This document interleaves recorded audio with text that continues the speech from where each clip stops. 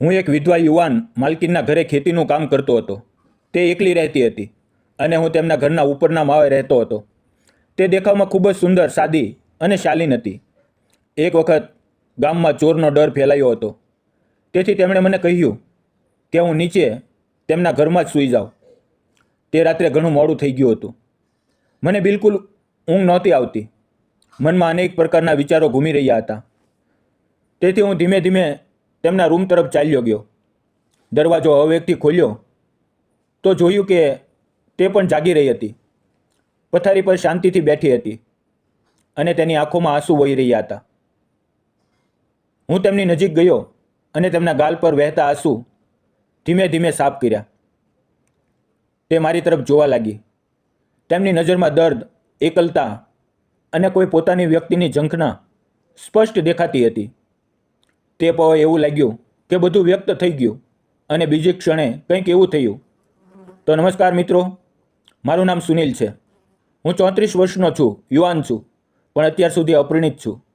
મેં જીવનમાં ઘણું બધું ગુમાવ્યું છે. બાળપણમાં જ માતા પિતાનો હાથ માથેથી ઉઠી ગયો અને પાછળ જોનારું કોઈ નહોતું. તેથી બાળપણથી જ બીજાના ખેતરમાં મજૂરી કરતાં કરતાં મોટો થયો. થોડું ઘણું ભણ્યો, પણ ગરીબીના કારણે આગળ વધી શક્યો નહીં. થોડા વર્ષો સુધી હું એક મોટા જમીનદારના ખેતરમાં કામ કરતો હતો, પરંતુ છેલ્લા 6 મહિનાથી તેણે મારો પગાર આપવાનું બંધ કરી દીધું. મારો સરળ સ્વભાવ અને ગરીબી જોઈને તેણે મને હવાશમાં લીધો અને અંતે મેં તે નોકરી છોડી દીધી. હવે હું એક ઝૂંપડીમાં એકલો રહું છું. થોડા દિવસ કામ ન મળવાને કારણે મનમાં નિરાશા ભરાઈ ગઈ હતી, પરંતુ ત્યાં જ એક જૂના મિત્ર સાથે મુલાકાત થઈ. તેણે મને કહ્યું કે નજીકના ગામમાં એક વિધવા મહિલાના ઘરે ખેતીનું કામ મળી શકે છે, પરંતુ તારે ત્યાં રહેવું પડશે. મારે કામની સખત જરૂર હતી અને જૂના માલિક પાસેથી પગાર મળવાની કોઈ આશા પણ ખતમ થઈ ગઈ હતી. તેથી મેં તરત જ હા પાડી. તે દિવસે મારો મિત્ર મને તે મહિલાના ઘરે લઈ ગયો. સામે એક મોટો સુંદર બંગલો હતો. દરવાજા પાસે એક સ્કૂટી ઊભી હતી. અમે દરવાજે ટકોર કરી. દરવાજો ખુલતા જ સામે એક ખૂબ જ સુંદર, સાદગીથી ભરેલી કોમળ મહિલા ઊભી હતી. તેના ગોરા ચહેરા પર મોટી મોટી આંખો અને ઘટાદાર કાળા વાળ. આ બધું જોઈને હું થોડી પળ માટે ત્યાં જ સ્થિર થઈ ગયો, જાણે સમય અટકી ગયો હોય. તે મારા મિત્રને ઓળખતી હતી. મારા મિત્રએ કહ્યું, આ જ છે જે મેં વાત કરી હતી, જે તને કામે રાખશે. તેના ચહેરા પર એક મધુર સ્મિત હતું. તેણે અમને અંદર આવવાનો ઈશારો કર્યો. અમે બંને સોફા પર બેઠા અને મેં જોયું કે નજીકમાં જ પથારી પર લગભગ 3 વર્ષની એક નાનકડી પ્યારી બાળકી રમકડા સાથે રમી રહી હતી. તે મહિલા અંદર ગઈ અને અમારા માટે પાણી લઈ આવી. પછી બોલી, બેસો, હું ચા લઈ આવું. તેનું રસોડા તરફ જવું એ કોઈ ફિલ્મના દ્રશ્ય જેવું લાગ્યું. તેની ચાલ, તેનો સલીકો, તેની નમ્રતા, બધું જ મંત્રમુગ્ધ કરનારું હતું. થોડી જ વારમાં તે 3 કપ ચા લઈને આવી અને બોલી, સારું કર્યું તમે આને લઈ આવ્યા. મને ખરેખર એક ભરોસાપાત્ર મજૂરની જરૂર હતી. મારું ખેતીનું કામ 2 વર્ષથી થંભી ગયું છે. પતિના અવસાન પછી બધું એકલે હાથે સંભાળવું પડે છે અને આ નાની બાળકી હોવાને કારણે ખેતી પર ધ્યાન આપી શકતી નથી. તેની વાતો સાંભળીને મારા હૃદયમાં તેના પ્રત્યે આદર અને સહાનુભૂતિ બંને જન્મ્યા. પછી તેણે મને પૂછ્યું, તમને કેટલો પગાર જોઈએ અને તમને ખેતીનું બધું કામ આવડે છે? મેં નમન કરીને આદરપૂર્વક કહ્યું, મારું નામ સુનિલ છે. મને ખેતીનું દરેક કામ આવડે છે. હું થોડું ઘણું ભણ્યો પણ છું. હું ઈમાનદારીથી તમારી જગ્યાએ કામ કરીશ. મારી પહેલાંની નોકરીમાં માલિકે 6 મહિનાનો પગાર આપ્યા વિના મને કાઢી નાખ્યો. તેથી હવે મને ફક્ત કામ જોઈએ. મારી વાત સાંભળીને તે થોડી ગંભીર થઈ ગઈ, જાણે મારી પરિસ્થિતિ પર તેને દુઃખ થયું હોય. મેં આગળ કહ્યું, પહેલાંની નોકરીમાં મને 13,000 રૂપિયા પગાર મળતો હતો. એટલો મળે તો મારા માટે પૂરતું છે, કારણ કે હું એકલો જ છું. રહેવાની જગ્યા થોડે દૂર છે. જો અહીંયા રહેવાની વ્યવસ્થા થઈ જાય તો મને સગવડ રહેશે. તે સ્મિત કરી અને બોલી, હા, મારા ઘરના ઉપરના માળે એક રૂમ ખાલી છે. તું ત્યાં રહી શકા છો. કોઈ તકલીફ નહીં થાય. તેના શબ્દો સાંભળીને મારા ચહેરા પર સ્મિત ફેલાઈ ગયું. મને કામ મળી ગયું હતું, પગાર પણ અને રહેવાની જગ્યા પણ. હું ખુશીથી બોલ્યો, તો હું આવતીકાલે સવારથી કામે આવી જઈશ. મારો થોડો ઘણો સામાન છે તે લઈ આવીશ. અમે બંનેએ તેને પ્રણામ કર્યા અને ઘરેથી નીકળી પડ્યા. બહાર નીકળતી વખતે મારા મનમાં ફક્ત તેનો ચહેરો ફરી રહ્યો હતો. એક ઉજ્જવળ પણ દુઃખથી ભરેલો ચહેરો, જેની આંખોમાં મજબૂરી પણ હતી અને હિંમત પણ. મને લાગ્યું કે આજે મારા જીવનનું એક નવું પ્રકરણ શરૂ થઈ રહ્યું છે. એક નવી સવારનો દરવાજો ખુલ્યો છે, જેણે મારા સૂના જીવનને ફરીથી અર્થ આપ્યો. તે રાત્રે હું ખૂબ ખુશ હતો, કારણ કે એક તરફ મને કામ મળી ગયું હતું, રહેવાની જગ્યા પણ મળી ગઈ હતી, અને બીજી તરફ તે મેમ સાહેબ, તે વિધવા મહિલાના મીઠા, સાદા અને મહેનતુ સ્વભાવથી મારું મન પ્રભાવિત થઈ ગયું હતું. તેમનું સ્મિત, તેમનો શાંત ચહેરો અને વાત કરવાની નમ્ર રીત મારા મનમાં વારંવાર ફરી રહી હતી. આ જ વિચારોમાં ખોવાયેલો હું ક્યારે ઊંઘી ગયો ખબર જ ન પડી. બીજે દિવસે સવારે હું મારો થોડો સામાન, થોડા કપડાં, પથારી અને થોડી રસોઈની વસ્તુઓ લઈને તેમના ઘરે પહોંચ્યો. દરવાજો બંધ હતો. મેં હવેથી ટકોર કરી. થોડી વાર પછી દરવાજો ખુલ્યો અને સામે તે જ મેમ સાહેબ. તેમના ચહેરા પર તે જ હળવું સ્મિત હતું, જે મનની ગહનતામાં ઉતરી જતું હતું. તેણે શાંત સ્વરે કહ્યું, આવો, આવો, અંદર આવો. હું ઉપરના રૂમમાં ગયો. તે રૂમ સ્વચ્છ, સાદો અને ખૂબ જ વ્યવસ્થિત હતો. મેં મારો સામાન મૂકી દીધો અને પછી અમે બંને ખેતર તરફ નીકળી પડ્યા. તેણે મને તેનું 4 એકરનું ખેતર બતાવ્યું. ખેતરમાં ઘણા મહિનાઓથી કોઈ કામ થયું નહોતું, તેથી ત્યાં ફક્ત જંગલી ઘાસનું સામ્રાજ્ય હતું. અમે નક્કી કર્યું કે પહેલાં ટ્રેક્ટરથી જમીન ખેડીને તૈયાર કરવામાં આવશે, જેથી બધી ખરપતવાર નાશ પામે, અને પછી 2 એકરમાં શેરડી અને 2 એકરમાં મકાઈ વાવવામાં આવશે. મેમ સાહેબની આર્થિક સ્થિતિ બહુ સારી નહોતી. તેમ છતાં તેમણે મહેનત કરીને જે થોડા પૈસા બચાવ્યા હતા તેનાથી ટ્રેક્ટર ભાડે લીધું અને ખેતરની તૈયારી શરૂ કરી. આગળના 8-10 દિવસ સુધી અમે દિવસ રાત મહેનત કરી. સવારથી સાંજ સુધી અમે બંને ખેતરમાં પરસેવો વહાવતા રહ્યા. આ દરમિયાન મેમ સાહેબ મને રોજ સવારે અને સાંજે ખાવાનો ડબ્બો આપતા. તે પોતે ખેતર પર વધુ આવી શકતા નહોતા, કારણ કે તેમની 3 વર્ષની નાની બાળકી હંમેશા તેમની સાથે રહેતી હતી. પરંતુ જ્યારે સમય મળતો તે પોતાની બાળકીને લઈને ખેતર પર આવતા અને મારી સાથે ખંભે ખંભો મિલાવીને કામ કરતા.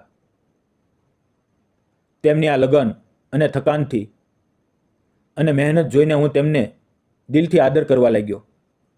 એક વિધવા મહિલા જે પોતાની નાની બાળકીને ખોવામાં લઈને ખેતરમાં કામ કરતી હતી, તે ખરેખર પ્રશંસનીય હતું. તેમના ચહેરા પર ક્યારેય થકાનની રેખાઓ દેખાતી, તો ક્યારેક આશાની ચમક ઝળકતી. જેમ જેમ કામ આગળ વધ્યું તેમ તેમ અમારી વચ્ચે વિશ્વાસનો સંબંધ વધુ ગાઢ થતો ગયો.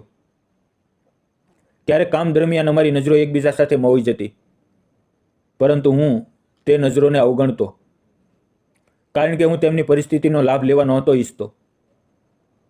હું ભલે દેખાવમાં સારો હતો, પણ જીવનના થપાટાઓએ મને પરિપક્વ અને શાંત બનાવી દીધો હતો.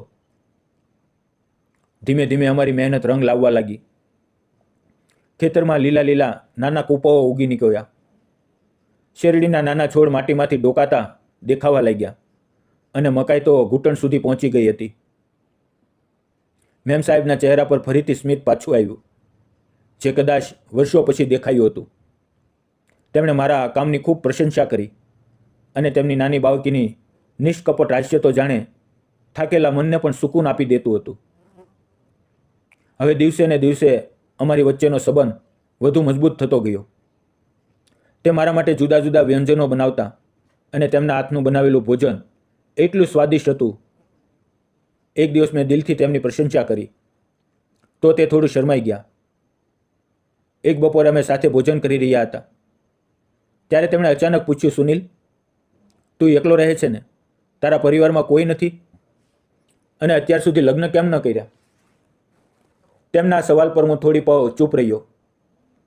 પછી ધીમે ધીમે સ્મિત કરીને બોલ્યો, મેમ સાહેબ, મારું જીવન એટલું કઠિન હતું કે લગ્નનો વિચાર પણ ક્યારેય ન આવ્યો. બાળપણમાં જ માતા પિતા ગુજરી ગયા. કોઈ સહારો નહોતો. મજૂરી કરીને દિવસો પસાર થયા. એક માણસ તો બની ગયો, પણ અંદરનું દિલ હંમેશા એકલું જ રહ્યું. મારી વાતો સાંભળીને તે થોડી વાર ચૂપ રહી. અમારી ચૂપ્પીમાં એક ગહન વેદના હતી. બે એકલા લોકોની પીડા એકબીજાની આંખોમાં જળ રહી હતી. પછી મેં ધીમેથી કહ્યું, મારું જીવન ખૂબ સાદું છે. મારી પાસે ફક્ત એક રૂમ છે, પોતાને છુપાવવા માટે. ન તો પોતાની જમીન છે, ન કોઈ સ્થાયી નોકરી, ન કોઈ પાછળ જોનારું. હું રોજ નાનું મોટું કામ કરું છું, જેથી 2 ટકનું ભોજન મળી રહે. બસ આ જ મારું જીવન છે. જ્યારે મેં મેમ સાહેબને મારી વાત કહી તો તેમના ચહેરા પર એક ગહન ઉદાસી છવાઈ ગઈ અને તેમની આંખોમાં એવું લાગ્યું જાણે મારું દર્દ તેનામાં ઉતરી આવ્યું હોય. તેમણે ધીમે ધીમે પોતાના જીવનની વેદના મારી સાથે વહેંચી. તેમણે કહ્યું કે એક સમયે તેમનો સંસાર પણ સુખી હતો. તેમના પતિ સાથે તેમનું જીવન હાસ્ય અને ખુશીઓથી ભરેલું હતું. પરંતુ નીતિએ એવો ઘા કર્યો કે એક પળમાં બધું ખતમ થઈ ગયું. તેમના પતિનું અચાનક અવસાન થઈ ગયું અને તે સમયે તેમના હાથમાં એક નવજાત બાળકી હતી. તેમણે કહ્યું કે તે પળે તેમણે નક્કી કરી લીધું કે હવે તે ફક્ત પોતાની દીકરી માટે જ જીવશે, તેમના માટે સંઘર્ષ કરશે. તેમના શબ્દો પાછળ ગહન દર્દનો સાગર છુપાયેલો હતો, પરંતુ તે જ સાગરમાં તેમની હિંમતની લહેરો પણ ઉછળી રહી હતી. તે સમાજમાં એકલી હોવા છતાં માથું ઊંચું રાખીને જીવી રહી હતી. દરેક મુશ્કેલીઓનો સામનો કરી રહી હતી. તેમની હિંમત, તેમનું આત્મસન્માન અને મમતાભર્યો સ્વભાવ જોઈને મારું દિલ તેમના માટે આદરથી ઝૂકી ગયું. જોત જોતામાં 3 મહિના વીતી ગયા. મકાઈ હવે કાપણી માટે તૈયાર થઈ ગઈ હતી અને શેરડી પર લહેરાવા લાગી હતી. ખેતરમાં મહેનતનું ફળ દેખાવા લાગ્યું અને મેમ સાહેબે ખુશી ખુશી મને 3 મહિનાનો પગાર એક સાથે આપી દીધો. તે પળે મારું દિલ ભરાઈ આવ્યું. લાગ્યું કે જીવન હવે બદલવા લાગ્યું છે. હવે અમારા સંબંધમાં પણ એક અલગ પ્રકારનો અપનાપો આવી ગયો હતો. એક વિશ્વાસ, એક સ્નેહ, જે ધીમે ધીમે બંનેના હૃદયમાં સ્થાન બનાવી રહ્યો હતો. ત્યારે જ અચાનક ગામમાં ચોરીની ઘટનાઓ વધી ગઈ. રાત્રે કેટલાક અજાણ્યા લોકોની હરકતો સંભળાવા લાગી. આખા ગામમાં ડરનું વાતાવરણ હતું. મેમ સાહેબ ખૂબ ગભરાઈ ગયા. તેમણે મને કહ્યું, સુનિલ, મને અને મારી દીકરીને ખૂબ ડર લાગે છે. શું તું આજે રાત્રે નીચેના હોલમાં સૂઈ શકા છો? મેં વગર વિચારી હા પાડી. રાત્રે ભોજન કરીને મેં મારી પથારી નીચેના હોલમાં બિછાવી અને સૂવાનો પ્રયત્ન કરવા લાગ્યો. પરંતુ ન જાણે કેમ ઊંઘ નહોતી આવતી. મન બેચેન હતું. ત્યારે મારી નજર ઉપર તેમના રૂમ તરફ ગઈ, જ્યાં હળવી રોશની ઝળકી રહી હતી. મેં જોયું કે તે એકલી બેઠીને રડી રહી હતી. મારું દિલ અકવાઈ ગયું. હું ધીમેથી તેના રૂમ પાસે ગયો અને પૂછ્યું, મેમ સાહેબ, શું થયું? તમે કેમ રડો છો? તેમણે થોડી પળ ચૂપ રહીને જવાબ આપ્યો, સુનિલ, મારા પતિના જવાથી મને ક્યાંય મન નથી લાગતું. પણ જ્યારથી તું આવ્યો છે એવું લાગે છે કે થોડો સહારો મળ્યો છે. એકલતાનું ભારણ ખૂબ ભારે હોય છે જ્યારે એકલું જીવન મુશ્કેલ લાગવા લાગે છે. તેમની આંખોમાંથી આંસુ ટપકી રહ્યા હતા. મેં ધીમેથી તેમના આંસુ મારી આંગળીઓથી સાફ કર્યા. તે પળે મારી અંદર પણ કંઈક બદલાવા લાગ્યું. મેં અનુભવ્યું કે હું તેમની લાગણીઓ સમજવા લાગ્યો છું. તેમનું દર્દ અનુભવી શકું છું. તે મારી આંખોમાં જોવા લાગી અને હું પણ તેની નજરમાં ખોવાઈ ગયો. તે ક્ષણે અમારા જીવનની સૌથી અમૂલ્ય પળ બની ગઈ. તેમાં પ્રેમ હતો, સંવેદના હતી, એકબીજાને પીડાને વહેંચવાનો અહેસાસ હતો. બીજે દિવસે સવારે જ્યારે સૂર્યની કિરણો રૂમમાં પડી ત્યારે મેમ સાહેબે મને જોતા કહ્યું, સુનિલ, તું ખૂબ ઈમાનદાર માણસ છે. 4 મહિના થઈ ગયા પણ તે ક્યારેય મારી એકલતાનો લાભ નથી લીધો. ઉલટો દિવસ રાત મહેનત કરીને મારી મદદ કરતો રહ્યો. જો તું મારા જીવનમાં રહે તો મને સહારો મળશે અને મારી દીકરીને પિતાનો સાયો મળશે. હું જાણવા માંગુ છું કે તારો શું વિચાર છે? તેમના શબ્દો સાંભળીને મારી આંખો ભીની થઈ ગઈ. મેં આગળ વધીને તેમના આંચળમાં માથું મૂક્યું અને ધીમેથી કહ્યું, હા મેમ સાહેબ, હું તૈયાર છું. તેમણે સ્મિત કરતાં મને ગળે લગાવી લીધો. થોડા જ દિવસોમાં અમે ગામના મંદિરમાં સાદી રીતે લગ્ન કરી લીધા.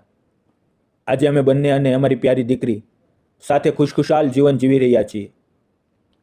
ખેતરમાં મહેનત કરીએ છીએ, નવા સપના વણીએ છીએ અને રોજ ભગવાનનો આભાર માનીએ છીએ કે તેમણે અમને એકબીજા સાથે મળવ્યા. મિત્રો, તમે જણાવો કે મેં અને મેમ સાહેબે એકબીજાને સ્વીકારીને યોગ્ય કર્યું કે ખોટું? તમારા વિચારો ચોક્કસ કોમેન્ટમાં જણાવજો. જીવન ગમે તેટલું મુશ્કેલ હોય, જો માણસના દિલમાં સચ્ચાઈ, મહેનત અને મમતા હોય તો દરેક અંધકાર ઉજાસમાં બદલાઈ શકે છે. કારણ કે જ્યારે બે દુઃખી આત્માઓ એકબીજાનો સહારો બને છે ત્યારે તેમનો સંબંધ ફક્ત પ્રેમ નથી રહેતો, તે જીવન જીવવાની પ્રેરણા બની જાય છે. જો તમને આ પ્રેમકથા ગમી હોય તો તેને લાઈક કરો, શેર કરો અને ચેનલને સબસ્ક્રાઈબ કરવાનું ન ભૂલો. તમારા પ્રેમ અને સાથ માટે દિલથી આભાર. મિત્રો, વિડીયોમાં આવેલા નામ, પાત્ર અને ઘટના ફક્ત કાલ્પનિક હતા. તેનો કોઈ પણ વ્યક્તિ, જાતિ કે ધર્મ સાથે સંબંધ નથી. આ વિડીયો ફક્ત મનોરંજન અને શૈક્ષણિક હેતુથી બનાવવામાં આવ્યો હતો. તેને અન્યથા ન જોશો. ફરી મળશું આવતીકાલે મિત્રો. ત્યાં સુધી આવજો. ધન્યવાદ.